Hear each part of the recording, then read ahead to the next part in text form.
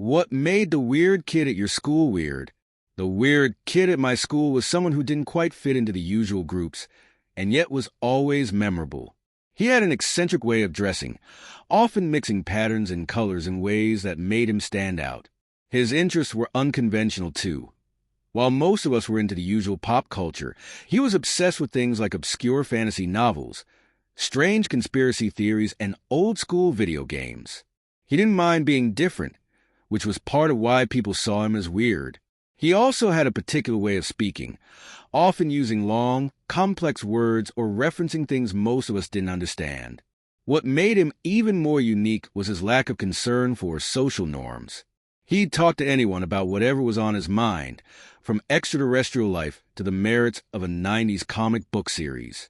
Sometimes, his conversations would go off on tangents that left people confused but also curious.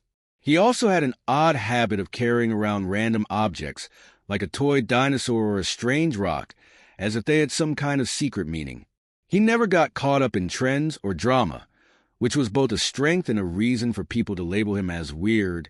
At lunch, he'd sit by himself, but not in a sad way. He seemed perfectly content. In fact, sometimes he'd break into random songs or recite quotes from his favorite movies, making those around him pause and wonder what was going on. Despite his unconventional behavior, he had a surprisingly loyal group of friends who appreciated his uniqueness. I think the real reason people called him weird wasn't because of his differences, but because he didn't feel the need to conform. While most of us were busy trying to fit in, he was just being himself. It was this authenticity that made him both misunderstood and oddly captivating.